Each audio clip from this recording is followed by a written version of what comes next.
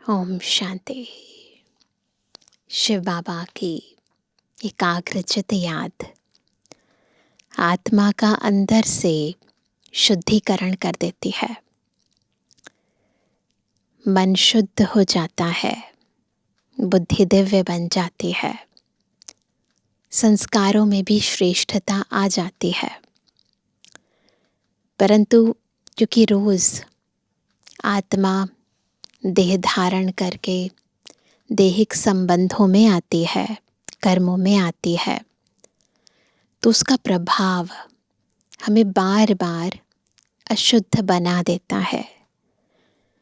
शुद्ध और अशुद्ध बनने की ये प्रक्रिया निरंतर आत्मा के भीतर चलती रहती है। बाबा को याद करते हैं, शुद्ध बनते हैं, कर्मों में आते हैं, उसका प्रभाव पड़ जाता है। इसलिए रोज ये चेक करने की ज़रूरत है कि मैं आत्मा कितनी शुद्ध बनी हूँ और कर्म करते कितना कर्म योगी बनती हूँ। आज की मुरली कैसे हमें स्वयं को शुद्ध बनाना है, कर्म योगी से कर्मातीत बनना है, उसकी श्रेष्ठ विधि, शुद्ध विधि सिखा रही है। सुनते हैं प्यारे बाबा के मधुर महावाक्य। आज है 14 तारीख, 14 अगस्त 2026। बाबा के मधुर महावाक्य हैं। मीठे बच्चे, रोज अपने आप से पूछो कि मैं आत्मा कितना शुद्ध बना हूँ। जितना शुद्ध बनेंगे उतना खुशी रहेगी, सेवा करने का उमंग आएगा। सब चीज़ें आपस में इंटरलिंक्ड है ना। जितना शुद्ध बनेंगे खुशी रहेगी, उमंग आएगा। प्रश्न है, हीरे जैसा श्रेष्ठ बनने का पुरुषार्थ क्या है? बनना है बेदाग हीरा, उसके लिए कुछ पुरुषार्थ करना पड़ेगा। उत्तर है, देही अभिमानी बनो। शरीर में जरा भी मोह ना हो। मोह होगा तो इससे डिटैच हो नहीं पाएंगे। फिक्र से फारिग हो, एक बाबा की याद में रहो। पहला देही अभिमानी बनो, फिर बाबा को याद करो।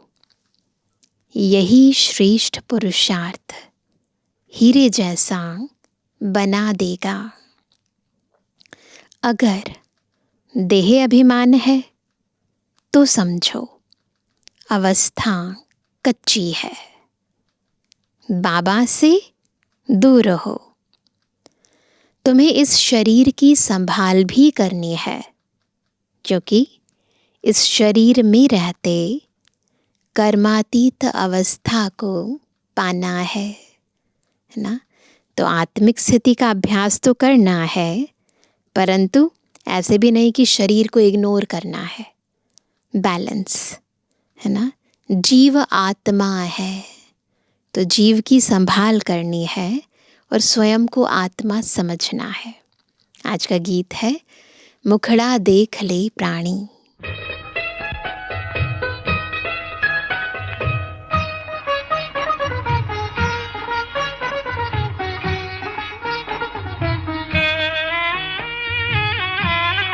मुखड़ा देख ले प्राणी, जरा दर्पण में हो। देख ले कितना पुण्य है, कितना पाप तेरे जीवन में। देख ले दर्पण में, मुखड़ा देख ले प्राणी, जरा दर्पण में।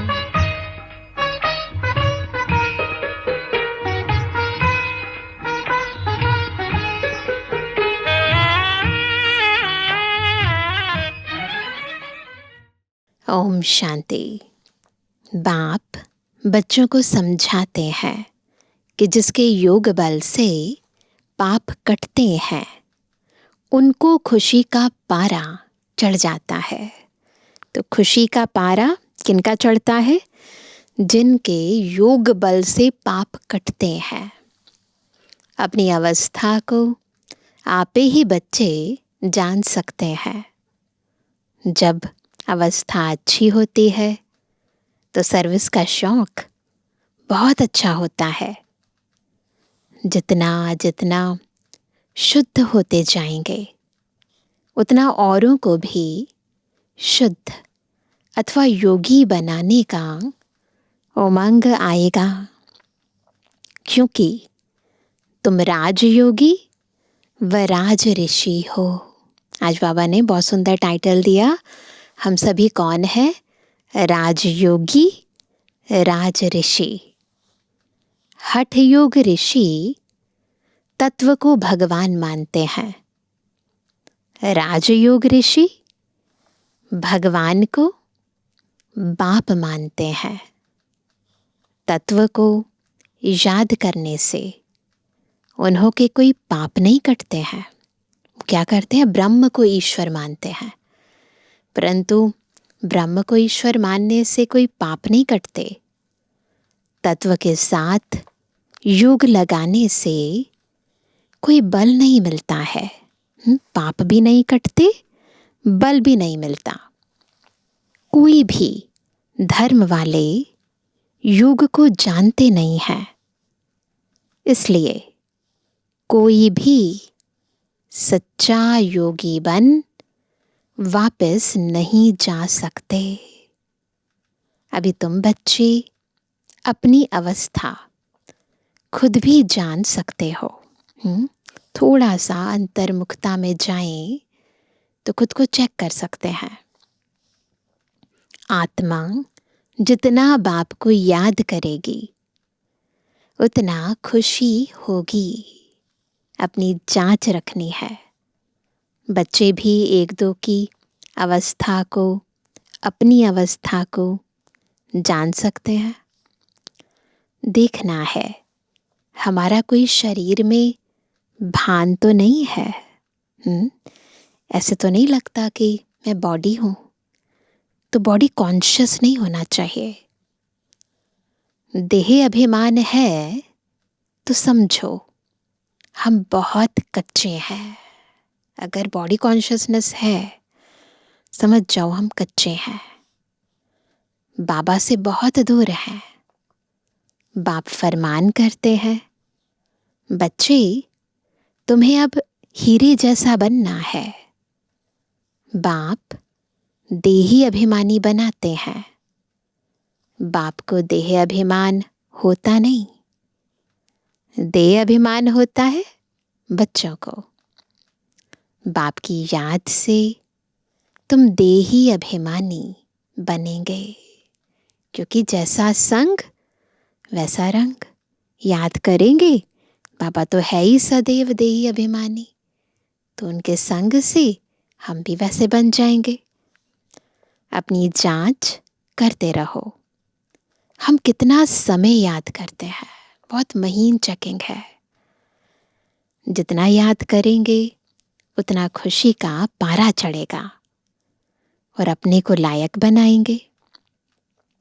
ऐसे भी मत समझना कि कोई बच्चे कर्मातीत अवस्था को पहुंच गए हैं। नहीं, रेस चल रही है। रेस जब पूरी होगी तब फाइनल रिजल्ट होगी।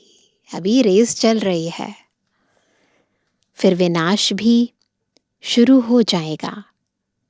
तब तक यह रिहर्सल होती रहेगी, जब तक कर्मातीत अवस्था आ जाए तब तक रिहर्सल होती रहेगी। विनाश की भी तो रिहर्सल होती है ना। स्टार्ट होता है युद्ध, फिर बंद हो जाता है। किसकी वेट हो रही है? हमारी कर्मातीत अवस्था की। हम किसी की बुराई नहीं कर सकते। अंत में ही सबका पता पड़ेगा। अभी तो थोड़ा टाइम पड़ा है, उस समय टाइम पड़ा था। साकार मुरली है ना, यह दादा भी कहते हैं, मीठे बच्चे अभी थोड़ा समय पड़ा है। इस समय एक भी कर्मातीत अवस्था को पा ना सके। बीमारी आदि होती है, इसको कर्म भोग कहा जाता है। भोगना का और किसको पता नहीं पड़ता है, सूक्ष्म होती है ना भोगना, वह अंदर की पीड़ा होती है। आत्मा को अंदर से कॉन्शियसनेस खा रही होती है।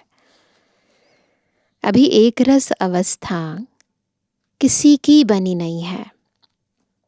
जितनी कोशिश करते हैं उतना विकल्प, तूफान बहुत आते हैं। तो बच्चों को कितनी खुशी रहनी चाहिए। विश्व का मालिक बनना कोई कम बात है क्या?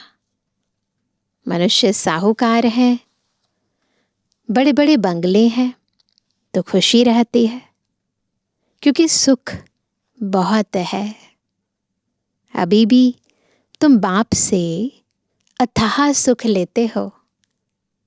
जानते हो बाबा से हम राजाई लेंगे। शांति में इतना खुशी नहीं होती जितनी धन में खुशी होती है। सन्यासी घर बार छोड़ जाए जंगल में रहते थे, कभी पैसा हाथ में नहीं रखते थे, सिर्फ रोटी लेते थे। अभी तो कितने धनवान हो गए हैं, है ना। तो ये भक्ति मार्ग भी धीरे धीरे ना सतो प्रधान से सतो रजो तमो में आ जाता है। सबको पैसे की चिंता बहुत है। वास्तव में राजा को प्रजा का औना रहता है, इसलिए लड़ाई का सामान रखते हैं। सतयुग में तो लड़ाई आदि की बात होती नहीं। अभी तुम बच्चों को खुशी होती है, हम अपनी राजाई में जाते हैं, वहाँ डर की कोई बात नहीं होती, टैक्स आदि की बात नहीं। यह शरीर की फिक्रात यहाँ रहती है। गाया जाता है, फिकर से फारिग स्वामी कींदा सतगुरु। तुम जानते हो फिकर से फारिग होने के लिए अभी हम इतना पुरुषार्थ करते हैं बेफिक्र होने के लिए, क्योंकि सतयुग में किसी बात की कोई टेंशन नहीं है। उसके लिए पुरुषार्थ अभी करते हैं, फिर 21 जन्म लिए कोई फिक्रात नहीं रहेगी। बाबा को याद करने से तुम बहुत अडोल रहेंगे, नहीं यानी स्थिति एक रस हो जाएगी। रामायण की कथा भी तुम्हारे पर है, तुम ही महावीर बनते हो। आत्मा कहती है, हमको रावण हिला नहीं सकता। वह अवस्था पिछाड़ी को आएगी। अभी तो कोई भी हिल जाएंगे, फिक्रात रहेगी। जब विश्व में लड़ाई लगेगी तब समझेंगे अब टाइम आ गया है। जितना बाप को याद करने का पुरुषार्थ करेंगे उतना फायदा होगा। पुरुषार्थ करने का अभी ही समय है, फिर तो विनाश की धूमधाम होगी। अभी तो शरीर में भी मोह रहता है ना। बाबा खुद कहते हैं, शरीर की संभाल रखो, अंतिम शरीर है, इसमें ही पुरुषार्थ कर कर्मातीत अवस्था को पाना है। जीते रहेंगे, बाप को याद करते रहेंगे। बाप समझाते हैं, बच्चे जीते रहो। जितना जिएंगे उतना बाप को याद कर ऊंच वर्षा लेंगे। अभी तुम्हारी कमाई होती रहती है, जितनी पढ़ाई करते जाते हैं, धारण करते जाते हैं, कमाई होती जाती है। शरीर को निरोगी तंदुरुस्त रखो, गफलत नहीं करनी है, इसमें कोई गलती नहीं करनी है। खान पान की संभाल रखेंगे तो कुछ नहीं होगा। एक रस चलन से शरीर भी तंदुरुस्त रहेगा। एक रस चलन रखनी है। कभी ज़्यादा खा लिया, कभी कम खा लिया, तो एक है आत्मा की स्थिति एक रस रखना, पर से भोजन में भी एक रस। ये अमूल्य तन है, इसमें पुरुषार्थ कर देवी देवता बनते हो। तो बलिहारी इस समय की है। तो जैसे मन को शक्तिशाली बनाना है, वैसे तन को भी तंदुरुस्त रखना है। खुशी रहनी चाहिए। जितना बाप और वर्षे को याद करेंगे, उतना नारायणी नशा चढ़ा रहेगा। बाप की याद से ही तुम ऊंच ते ऊंच पद पाएंगे। देखना है हम कितना खुशी में, कितना फखुर में रहते हैं। खुद को चेक करते जाओ। जितना फखुर है, जितनी खुशी है, यानी याद की यात्रा बहुत अच्छी चल रही है। गरीबों को तो और ही खुशी रहनी चाहिए। साहूकारों को तो धन का फिक्र रहता है। तुम्हारे में कुमारियों को तो कोई फिक्र नहीं है कोई टेंशन नहीं है ना। हाँ, कोई के मित्र संबंधी गरीब है तो संभाल रखनी पड़ती है। जगाते भी रहना है। अगर नहीं जगते हैं तो फिर कहाँ तक मदद करते रहेंगे। हम तो स्थूल सेवा जी करते हैं तो उसके पीछे भी यही अभिप्राय होता है कि उनकी सूक्ष्म सेवा भी कर दे, है ना। तो उन्हें ज्ञान भी देते रहना है, बाकी संभाल भी करनी है। परंतु अगर ज्ञान नहीं सुनते हैं, फिर कब तक संभालते रहेंगे ना।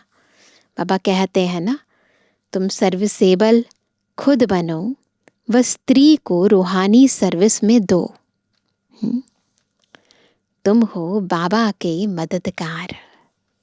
मदद तो सबको चाहिए ना। अकेला बाप भी क्या करेगा, कितनों को मंत्र दे। हम तुमको देते हैं, तुमको फिर औरों को देना है। कलम लगाना है। बच्चों को कहते रहते हैं, जितना हो सके मददगार बनो, मंत्र देते जाओ। कैसे मदद करनी है, बाबा हमें ज्ञान दे, हम फिर औरों को दे। सेवा करनी है। तुम्हारे शास्त्रों में भी है कि सबको पैगाम दिया था कि बाप आए हैं, वर्षा लेना है, तो बाप को याद करो।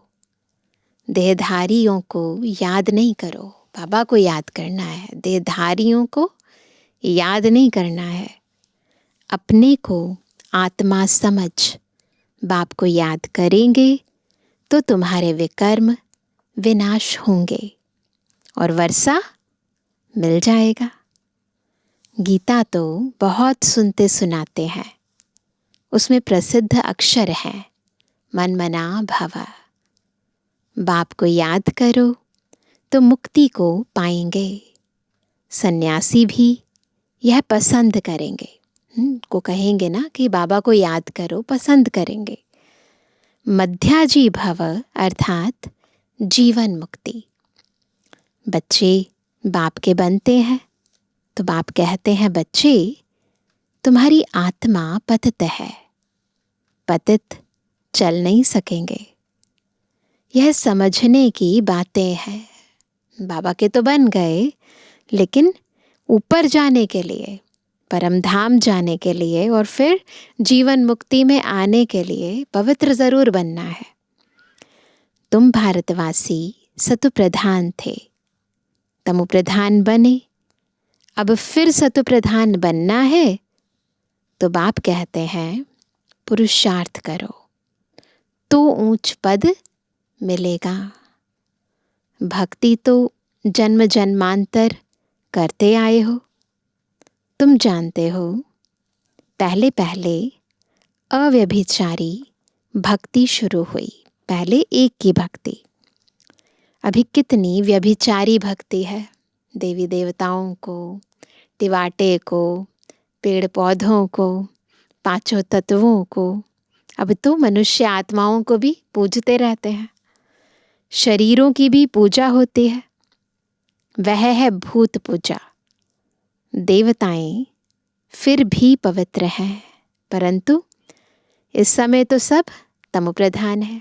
वो आत्माएं अभी तमोप्रधान है, तो पूजा भी तमोप्रधान होती जाती है। अभी बाप को याद करना है। भक्ति का अक्षर कोई नहीं बोलना है। क्या बोलते हैं भक्ति में? हाय राम, है ना? यह भी भक्ति का अक्षर है। आदत पड़ जाती है ना हाय राम कहने की। ऐसे कोई पुकार नहीं करनी है। इसमें कुछ भी उच्चारण करने की बात नहीं, ना ही कोई मंत्रोच्चारण करना है। ओम शांति भी घड़ी घड़ी नहीं कहना है। वो भी सोचते हैं जैसे मंत्र हो जाता है ना, ओम शांति ओम शांति। शांति माना अहम आत्मा शांत स्वरूप है, तो मुख से आवाज नहीं निकालनी है। शांत स्वरूप है तो उस स्वरूप में टिकना है। सो तो है ही, इसमें बोलने की बात नहीं रहती। दूसरे कोई मनुष्य को कहेंगे ओम शांति, वह तो अर्थ जरा भी नहीं समझेंगे। वो लोग तो ओम की बड़ी बड़ी महिमा करते हैं। तुम तो अर्थ समझते हो, फिर ओम शांति कहना भी फालतू है। तो अर्थ में टिकना है, उच्चारण नहीं करना है किसी भी चीज का।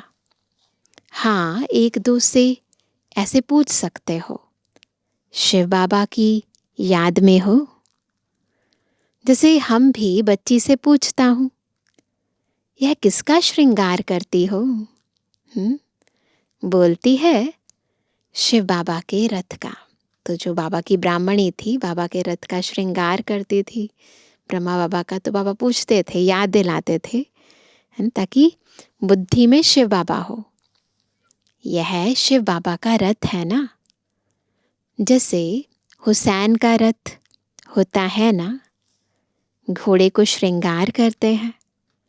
घोड़े का अर्थ नहीं समझते हैं, वो घोड़ा नहीं, शरीर को भी अश्व कहते हैं ना। धर्म स्थापन करने वाले जो आते हैं, उनकी आत्माएं पवित्र होती हैं। पुरानी पतित आत्मा धर्म स्थापन कर ना सके। तुम धर्म स्थापन नहीं करते हो, शिव बाबा तुम्हारे द्वारा करते हैं, तुमको पवित्र बनाते हैं। वो लोग भक्ति मार्ग में बहुत श्रृंगार आदि करते हैं, यहाँ श्रृंगार पसंद नहीं करते। बाप कितना निरहंकारी है। भक्ति मार्ग में जो गुरु लोग होते हैं तो कितना ज़्यादा श्रृंगार करते हैं, बहुत कुछ पहनते हैं, तिलक भी ऐसा बड़ा बड़ा लगाते हैं। परंतु शिव बाबा ब्रह्मा तन में आए बिल्कुल साधारण। तो बाप कितना निरहंकारी है। खुद कहते हैं, हम बहुत जन्मों के अंत के भी अंत में आता हूँ। पहले सतयुग में होगा श्री नारायण, श्री लक्ष्मी से भी पहले श्री नारायण आएगा। वह तो बड़ा होगा ना, इसलिए श्री कृष्ण का नाम गाया हुआ है, क्योंकि सतयुग का फर्स्ट प्रिंस है ना। श्री नारायण से भी श्री कृष्ण की महिमा जास्ती करते हैं। आत्मा वही है, पर वो बचपन का, वो फिर युवावस्था का। श्री कृष्ण की ही जन्माष्टमी मनाते हैं, श्री नारायण का बर्थडे नहीं मनाते। यह कोई नहीं जानते कि श्री कृष्ण सो श्री नारायण, है ना। भले कहते हैं श्री कृष्ण गोविंद हरे मुरारी, हे नाथ नारायण वासुदेवा, परंतु समझते नहीं है। नाम तो बचपन का ही चलेगा ना। फलाने ने जन्म लिया, उसका बर्थडे मनाते हैं, इसलिए श्री कृष्ण का ही मनाते हैं। श्री नारायण का किसको पता नहीं। पहले पहले शिव जयंती, फिर है श्री कृष्ण जयंती। मोस्ट इम्पॉर्टेंट है शिव बाबा की जयंती, उसके बाद श्री कृष्ण की जयंती, फिर राम की। शिव के साथ गीता का भी जन्म होता है, क्योंकि बाबा आते हैं, फिर भगवानुवाच शुरू हो जाता है। बाबा ज्ञान देते हैं, गीता के महावाक्य उच्चारित करते हैं। शिव बाबा आते ही हैं बहुत जन्मों के अंत के जन्म में। बुजुर्ग अनुभवी रथ में ही आते हैं। कितना अच्छा समझाया हुआ है, तो भी किसकी बुद्धि में नहीं आता। बाप कहते यह ज्ञान प्राय लोप हो जाता है। जब मैं आकर सुनाऊं तब तुम भी सुना सकते हो। अभी तुम बच्चे जानते हो, हम भविष्य में एक्यूरेट यह यानी देवी देवता बनेंगे, निश्चय है ना। बाबा ने 2-3 प्रकार के साक्षात्कार किए थे। यह बनूंगा, ताज वाला बनूंगा, पगड़ी वाला बनूंगा। 2-4 राजाई के जन्मों का साक्षात्कार किया था। ब्रह्मा बाबा को बहुत सारे जन्मों के साक्षात्कार हुए, तो बाबा याद करते हैं, अभी तुम समझ सकते हो। इन बातों को दुनिया में और कोई समझ नहीं सकते। उस समय तो पास्ट लाइफ रिग्रेशन भी नहीं होता था। आजकल होता है तो पता चलता है पिछले जन्म में हम क्या थे, उससे पिछले जन्म में क्या थे। ऐसे कई और आत्माओं को भी अनुभूतियाँ होती हैं, परंतु शिव बाबा ने ब्रह्मा बाबा को उनके 2-4 जन्मों का साक्षात्कार कराया। हाँ, इतना समझते हैं, अच्छा कर्म करेंगे तो अच्छा जन्म मिलेगा। अभी तुम पुरुषार्थ ही भविष्य के लिए कर रहे हो। नर से नारायण बनने का तुम जानते हो, हम यह पद पाएंगे। यह खुशी जास्ती उनको रहेगी, किनको? जो कर्मातीत अवस्था को पाने का पुरुषार्थ करते होंगे। कहते हैं बाबा, हम तो मम्मा बाबा को फॉलो करेंगे, तब तो तख्त पर बैठ सकेंगे। यह भी समझ चाहिए, कितनी हम सर्विस करते हैं और कितना खुशी में रहते हैं। खुद खुशी में रहेंगे तो दूसरों को भी खुशी में लाएंगे।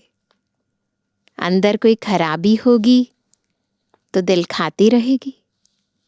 कोई कोई आकर कहते हैं, बाबा हमारे में क्रोध है, यह भूत है हमारे में। फिक्र की बात हुई ना, भूत को रहने नहीं देना चाहिए। क्रोध क्यों करें? प्यार से समझाना होता है। बाबा कोई पर क्रोध थोड़ी करेंगे, है ना। बाबा किसी पर क्रोध नहीं करते। शिव बाबा की महिमा है ना, बहुत फालतू झूठी महिमा भी करते हैं। मैं करता क्या हूँ, मुझे कहते हैं आकर पतित से पावन बनाओ। जैसे डॉक्टर को कहते हैं हमारी बीमारी दूर करो, वह दवाई दे, इंजेक्शन लगाते हैं, सो तो उनका काम ही है, बड़ी बात थोड़ी है। पढ़ते ही हैं सर्विस के लिए, जास्ती पढ़ते हैं तो जास्ती कमाई करते हैं। बाप को तो कोई कमाई नहीं करनी है। बाबा का भी धंधा है पतित से पावन बनाना, परंतु बाबा कमाई के लिए नहीं करते हैं। उनको तो कमाई कराना है। बाबा कहते, मुझे तुम अविनाशी सर्जन भी कहते हो, यह जास्ती महिमा कर दी है। पतित पावन को कोई सर्जन नहीं कहा जाता। भक्ति मार्ग में बाबा का एक नाम वैद्यनाथ भी है ना, तो बाबा कहते हैं यह सिर्फ महिमा है। बाप तो सिर्फ कहते हैं मुझे याद करो तो तुम्हारे विकर्म विनाश होंगे। बस मेरा पाठ ही है तुमको यह समझाने का कि माम एकम याद करो। जितना याद करेंगे उतना ऊंच पद मिलेगा, है ना। तो याद करते जाएंगे उतना ज्ञान की धारणा बढ़ती जाएगी, फिर ऊंच पद पाएंगे। तो जितना याद करेंगे उतना ऊंच पद पाएंगे। यह है ही राजयोग का ज्ञान। गीता जिन्होंने पढ़ी है उनको समझाना सहज होता है। तुम पूज्य राजाओं के राजा बनते हो, फिर पुजारी बनेंगे। पहले पूज्य राजाओं के राजा बनेंगे, फिर पुजारी भी बनेंगे। तुमको मेहनत करनी है। तुम विश्व को पवित्र बनाते हो। कितना भारी मर्तबा है। तुम सब अंगुली देते हो कलयुगी पहाड़ को पलटाने, अपना अपना योगदान देते हैं। बाकी पहाड़ आदि कुछ भी है नहीं।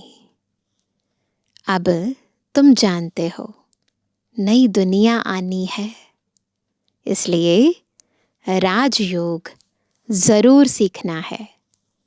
बाप ही आकर सिखलाते हैं। सतो प्रधान बनना है। जो कल्प पहले बने होंगे उनको समझाने से जचेगा। उनको बिल्कुल फिट हो जाएगा बुद्धि में, वो क्यों क्या नहीं करेंगे। बात तो ठीक कहते हैं। बरोबर बाप ने कहा था मन मना भवा। अक्षर संस्कृत हैं, बाप तो हिंदी में कहते हैं मुझे याद करो। अभी तुम समझते हो हम कितने ऊंच धर्म ऊंच कर्म वाले थे। तब तो गायन है। क्या गायन है? 16 कला संपूर्ण, संपूर्ण निर्विकारी, मर्यादा पुरुषोत्तम, सर्वगुण संपन्न। अब फिर ऐसा बनना है। अपने को देखना है कहाँ तक हम सतो प्रधान बने हैं, पावन बने हैं। कहाँ तक नरकवासियों को स्वर्गवासी बनाने की सेवा करते हैं। तो खुद की चेकिंग खुद करनी है, अपना खुद का टीचर बनना है।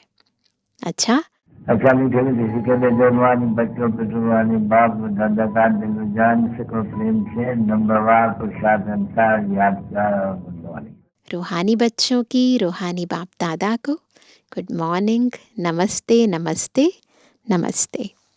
धारणा के लिए मुख्य सार है पहला, बाप समान निरहंकारी बनना है। इस शरीर की संभाल करते हुए शिव बाबा को याद करना है। रूहानी सर्विस में बाप का मददगार बनना है। दूसरा, अंदर में कोई भी भूत को रहने नहीं देना है। कभी किसी पर क्रोध नहीं करना है। सबसे बहुत प्यार से चलना है। माता पिता को फॉलो कर तख्त नशीन बनना है। वरदान है स्वार्थ शब्द के अर्थ को जान, सदा एक रस स्थिति में स्थित होने वाले सहज पुरुषार्थी भव। अगर सहज पुरुषार्थी बनना है तो स्वार्थ अर्थ के यथार्थ अर्थ को समझना है, ज्ञान युक्त अर्थ। बाबा ने कहा आजकल एक दो में जो लगाव है वह स्नेह से नहीं लेकिन स्वार्थ से है। स्वार्थ के कारण लगाव है और लगाव के कारण न्यारे नहीं बन सकते। इसलिए स्वार्थ शब्द के अर्थ में स्थित हो जाओ। यथार्थ अर्थ क्या है? अर्थात पहले स्व के रथ को स्वाहा करो, यह है स्वार्थ। पहले स्व के रथ को स्वाहा करो। यह स्वार्थ गया है ना, तो न्यारे बन ही जाएंगे। अगर इस रथ को स्वाहा कर दिया, इस मैं और मेरेपन को स्वाहा कर दिया, तो न्यारे बन जाएंगे। इस एक शब्द के अर्थ को जानने से सदा एक के और एक रस बन जाएंगे। यही सहज पुरुषार्थ है। ये जो अनेक रस में आते हैं उनका मूल कारण है ये शरीर। जैसे जैसे अपने आप को इस रथ से ऊपर आत्मिक स्थिति में टिकाएंगे, इस रथ को स्वाहा कर देंगे, बाबा को दे देंगे, उतना एक रस स्थिति में स्थित हो जाएंगे। स्लोगन है, फरिश्ता रूप में रहने से कोई भी विघ्न अपना प्रभाव डाल नहीं सकता। इसलिए बार बार फरिश्ते रूप का अभ्यास करना है। आज का अव्यक्त इशारा, अपवित्रता के बीज को भी समाप्त कर संपूर्ण स्वच्छ यानी पवित्र बनो।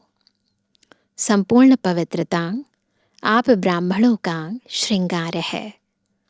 सदा श्रृंगार की हुई मूर्त अर्थात सदा पवित्र स्वरूप में स्थित रहे बेहद की स्टेज पर हीरो पार्ट बजाओ। क्या करना है? पवित्र स्वरूप में स्थित होकर बेहद की स्टेज पर हीरो पार्ट बजाना है। सदा ब्रह्मचारी अर्थात संकल्प में भी किसी प्रकार की अपवित्रता वृत्ति को चंचल नहीं बनाए। वृत्ति की चंचलता भी रजिस्टर को दागी बना देती है। इसलिए वृत्ति से भी सदा ब्रह्मचारी बनो।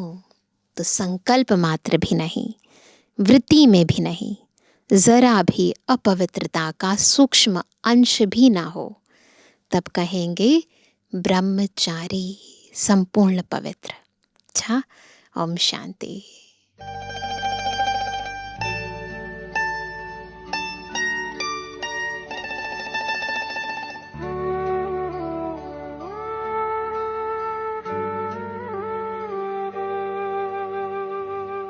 दिल का अब संकल्प यही है,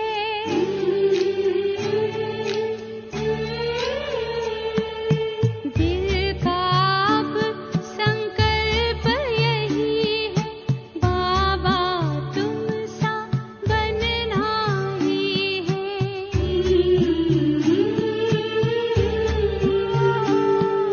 साथ लिया है, हाथ लिया है, वादा पूरा करना ही है।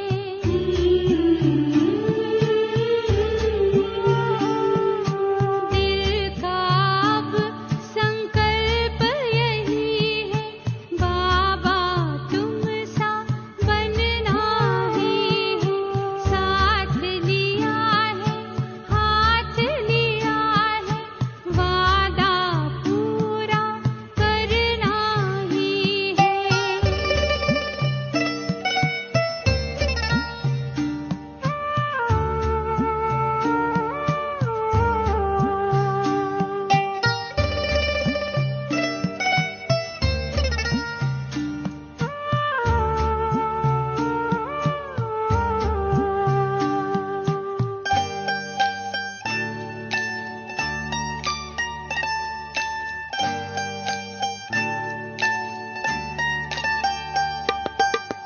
कितने तुम तो निरहंकारी, कहते मैं हूँ सेवाधारी।